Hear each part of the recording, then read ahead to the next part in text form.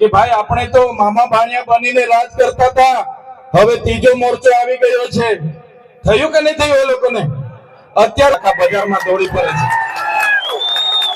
આજે ત્રીજો પક્ષ આખા ગુજરાતમાં દોડે છે.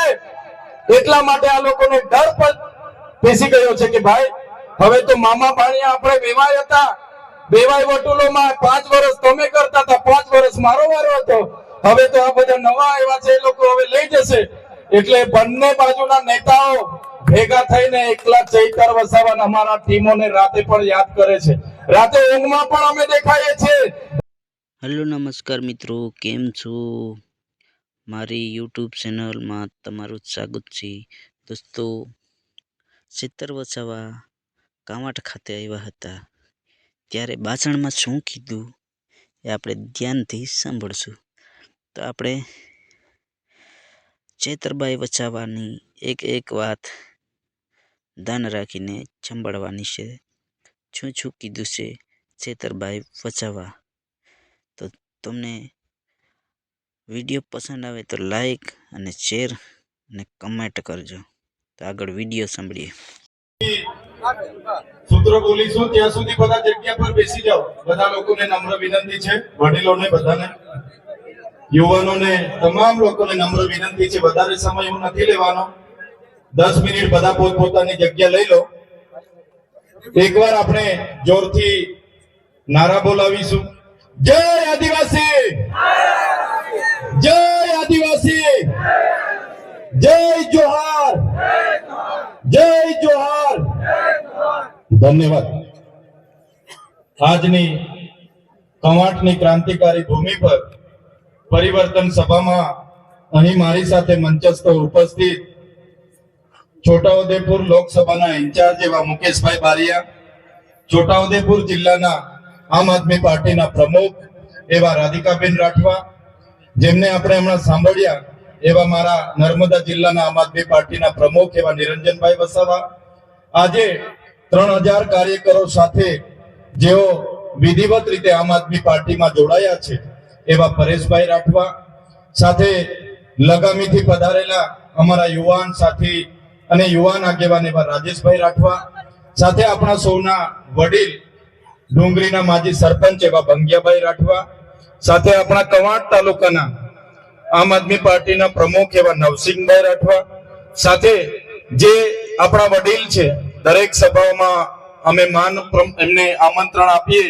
અને અમારું માન રાખીને દરેક સભામાં પોતાની હાજરી હોય એવા સરપંચ શ્રી નેમસિંહભાઈ, એમના પુત્ર અને આથા ડુંગરી પંચાયતના સરપંચ એવા આપણા રતનસિંહભાઈ રાઠવા, આજે જેઓ આપણી સાથે વિધિવત રીતે જોડાયા છે એવા આંબા ડુંગરના સરપંચ શ્રી નેમસિંહભાઈ અને મંચસ્થ તમામ વડીલો, તમામ આગેવાનો, મારી સામે બેઠેલા મારા પિતા તુલ્ય વડીલો, માતા તુલ્ય મારી માતાઓ, મારા મિત્ર સમાન મારા યુવાન સાથીઓ, કર્મચારીઓ, મીડિયાના મિત્રો, પોલીસ અધિકારીઓ, બધા જ માટે એકવાર આપણે જોરદાર તાળીઓ પાડી લઈશું. સાથીઓ, મંચ પર તમે જોઈ લો, જેટલા પણ અહીંયા આગેવાનો બેઠા છે, એ ચાહે ભંગિયા રાઠવા હોય, રાધિકા રાઠવા હોય, રાજેશભાઈ રાઠવા હોય, એ ચાહે પરેશભાઈ રાઠવા હોય, નિરંજન વસાવા હોય, નવસિંહભાઈ સરપંચ હોય, કે અમારા નાગરભાઈ રાઠવા હોય, અમારા મુકેશભાઈ બારિયા હોય, કે ચૈતરભાઈ વસાવા હોય, હર હંમેશ અમે લોકો માટે અવાજ ઉઠાવતા તમે જોયા હશે. તમે મોબાઈલ ખોલતા હશો તો અમે લોકો માટે લડતા હશે, વિડીયો તમારામાં આવતા હશે. અમે લોકો માટે અવાજ બનતા હશે, એમની રજૂઆત કરતા હશે, લોકોને ન્યાય મળે એની વાત કરતા હશે.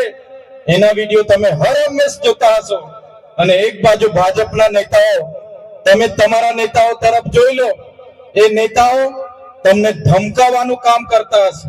એમના વિડીયો ડરાવતા આવતા હશે, ધમકી આપતા આવતા હશે, એમના ફોન આવતા હશે, મીટર કાપી લઈશું, કેસ થશે, પોલીસ મોકલી દઈશું, પાણી નહીં મળે, ઝૂંપડું નહીં મળે, એવી વાત કરીને ડરાવે છે કે નથી ડરાવતા? ભાજપના નેતાઓ ડરાવે છે ને?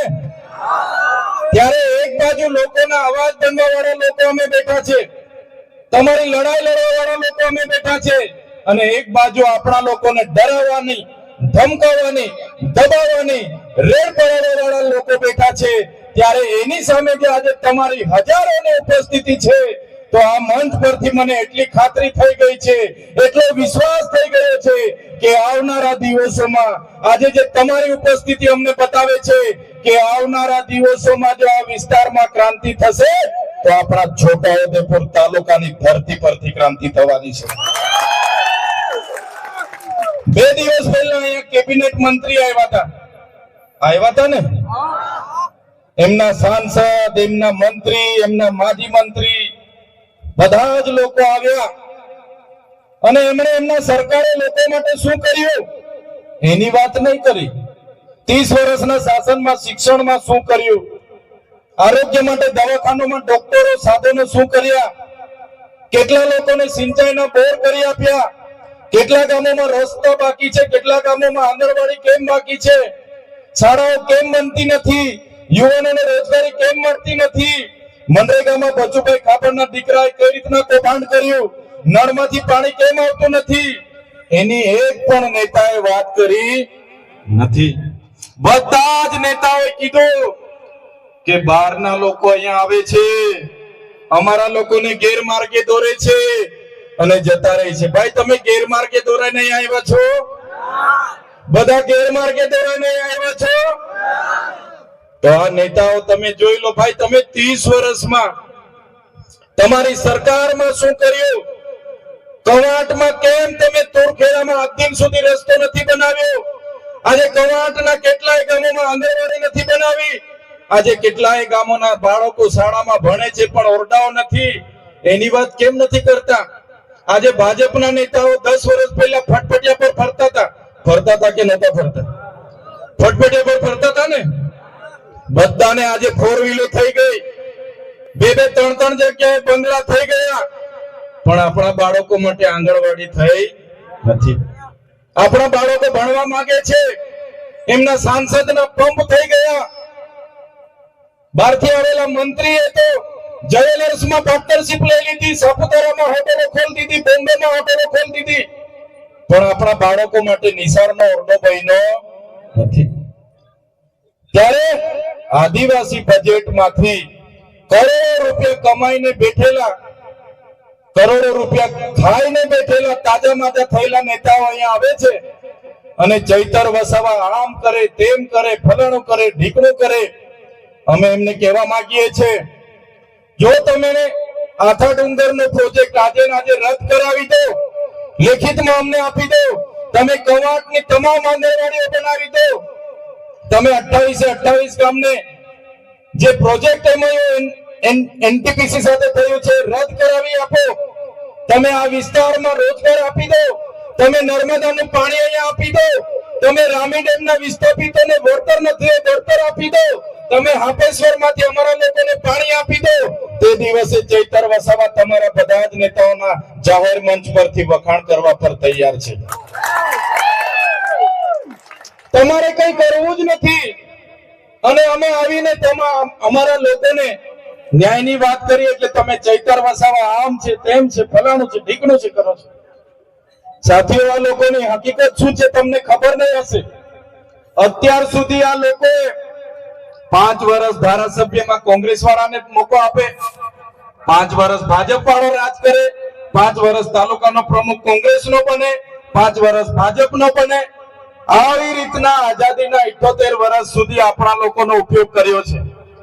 હવે અમારા જેવા લોકો આવ્યા અને અમારા જેવા લોકોએ હિસાબ માંગ્યો કે ભાઈ તમે મનરેગામાં આટલું મોટું કૌભાંડ કેમ કર્યું, ભાઈ તમે નલ સે જલમાં કૌભાંડ કેમ કર્યું, ભાઈ તમે કોને પૂછીને આંબા ડુંગરમાં 28 ગામોને વિસ્થાપિત કરવાનો પ્રોજેક્ટ લાવ્યા છો, ભાઈ તમે કેમ હાઇડ્રો પ્રોજેક્ટ લાવ્યા છો, ભાઈ તમે અહીંયા પુલ કેમ નથી બનાવતા પાવી જેતપુરનો, ભાઈ તમે તુરખેડાની બહેનો માટે રોડ કેમ નથી બનાવતા, ભાઈ તમે અહીંયા દવાખાનામાં ડોક્ટરો કેમ નથી મૂકતા.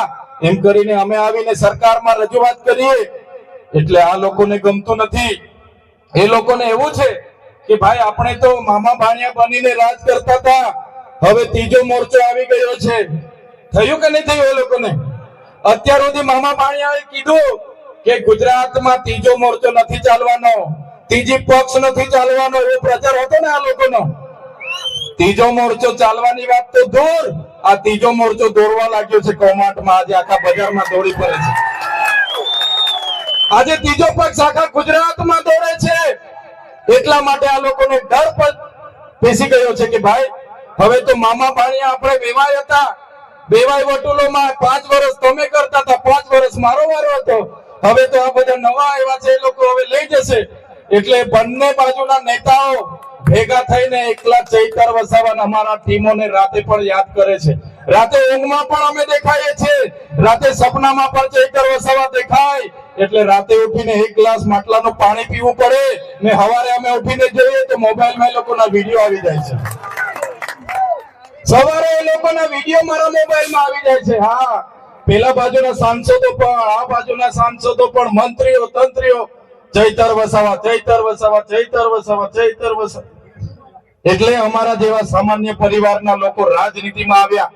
આજે પરેશભાઈ જેવા રાજનીતિમાં આવ્યા, રાજેશભાઈ રાજનીતિમાં આવ્યા, નિરંજનભાઈ રાજનીતિમાં આવ્યા અને અમે ચોખ્ખી રાજનીતિ કરીએ છીએ. ઈમાનદારી પૂર્વક, પ્રમાણિક પૂર્વક અમારા લોકોને ન્યાય મળવો જોઈએ એની વાત કરીએ છીએ, શિક્ષણ મળવું જોઈએ એની વાત કરીએ છીએ. એટલા માટે હવે આ લોકોને ખબર પડી કે આપણી તો સત્તા જવાની, આપણી તો ખુરશી જવાની. અત્યાર સુધી તો ખોટું બોલી બોલીને મત લીધા, હવે ચાલવાનું નથી. ત્યારે આજે નેતાઓ પણ રોડ પર ઉતરીને બે હાથ જોડે છે.